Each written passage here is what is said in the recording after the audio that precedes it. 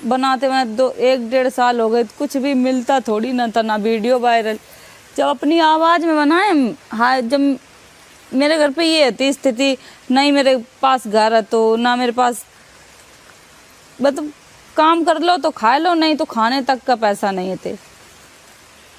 तो वीडियो बनाते रहते, फ़ोन मेरे पास, हमने फीस के रुपये से फ़ोन लो तो फ़ोन लो, काम करते, काम कर करके हम लोग अपने घर को गुजारा करते। खेतन में काम कर ले, कोई घर में काम कर दो, कोई कुछ भी करवा लेते।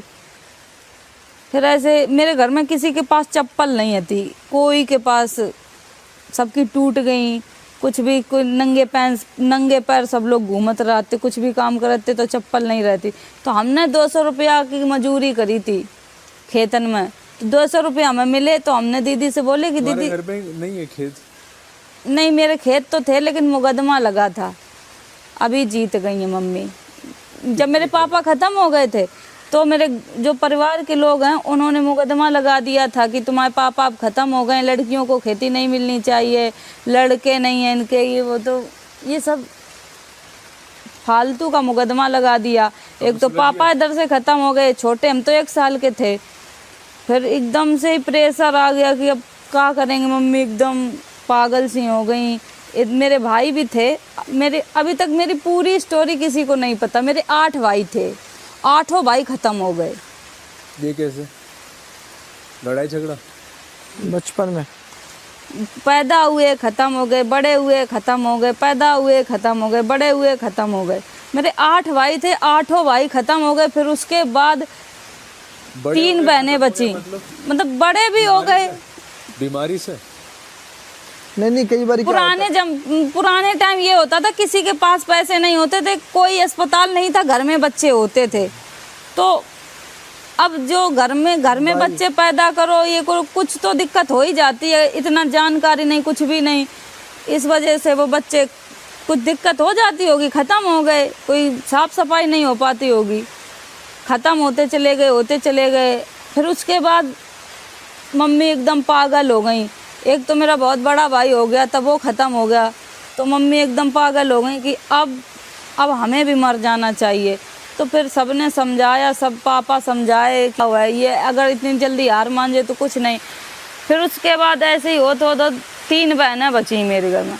3 बहनों के बाद मम्मी सोची चलो फिर ये आस थी कि एक लड़का पैदा हो जाए। उसके बाद हम पैदा हो गए, लड़की फिर भी पैदा हो गई। तो एकदम मम्मी फिर टूट गई कि अब लड़की पैदा हो गई तो हमें वो प्यार नहीं मिलो घर में कि मेरे घर में बिटिया पैदा हुई है, बहुत अच्छे से पाले गए हों, बहुत अच्छे से खवाओगे, कपड़ा भी पहनाए गए। बड़े होते चले गए। कभी हमें घर में दूध, हर बच्चा पैदा होता तो ये होता कि बच्चा पैदा हुआ दूध पिलाना चाहिए। जितने दिन पिया मम्मी का पिया, बाद वो कि इधर उधर से हमें गाय भैंस का दूध नहीं मिला, पानी में बिस्कुट घोर खाए हैं। घर पे खाना नहीं होता? इतनी परिस्थितियाँ इतनी ख़राब थी, घर में कुछ भी नहीं। पापा जो 1 साल बाद पापा ख़त्म हो गए मेरे, तब वहाँ भी एकदम परिस्थितियाँ बिगड़ गई कि पापा थे वो भी अब चले गए, अब किसके सहारे जिए। तो फिर यही सब, दीदी बड़ी होती गई, दीदी जिम्मेदारी ली। मम्मी के सर पे ये भार था कि शादी कैसे होगी, बहन बड़ी हो रही हैं, जिम्मेदारी है, शादी कर्जा करके मम्मी ने ऐसे ही शादी कर देती थी मम्मी के लिए। खाना, मेरी बड़ी दीदी की शादी तो ऐसे भाई बस बारात आएगी, खाना तक नहीं खिलाओगे। तो बारात में बस थोड़े लोग आए थे, ऐसे मम्मी ने ऐसे टीका कर दो और भेज दो, दीदी की शादी कर दी। ये बड़ी दीदी की शादी में है, फिर एक दीदी और हैं, फिर उनकी हुआ ऐसे ही शादी भई, फिर रीना दीदी की शादी भई, फिर मेरो नंबर आओ। हम भी बड़े हो रहे थे, हमें लगा तो इतनी गरीबी से पाल रहे हैं, मम्मी पाल रही हैं, कुछ तो हमें करने चाहिए। तब हम सोचते थे कि हमें पढ़वे मिल जाए तो कुछ और हम कर सकते हैं। तो पढ़ाए हुए इतने मम्मी ने नहीं ध्यान दो कि पढ़ाए लें अपनी बिटिया को। फिर सरकारी स्कूल है मेरे घर के पास, कक्षा 5 तक हम वहाँ पढ़े हैं। उसके बाद हमने जैसे तैसे एडमिशन करवाओ, एडमिशन करवाने के बाद फिर पढ़ाई करी, काम भी करते खेतन को, घर की रोटी बनाओ। दीदी तो चली गई ससुराल में। ये है शॉर्टकट में सब लोग यहाँ मेहनत करके आए हैं भाई। और इसने जब वीडियो बनानी शुरू की थी तब बिल्कुल हालात ख़राब थे घर के।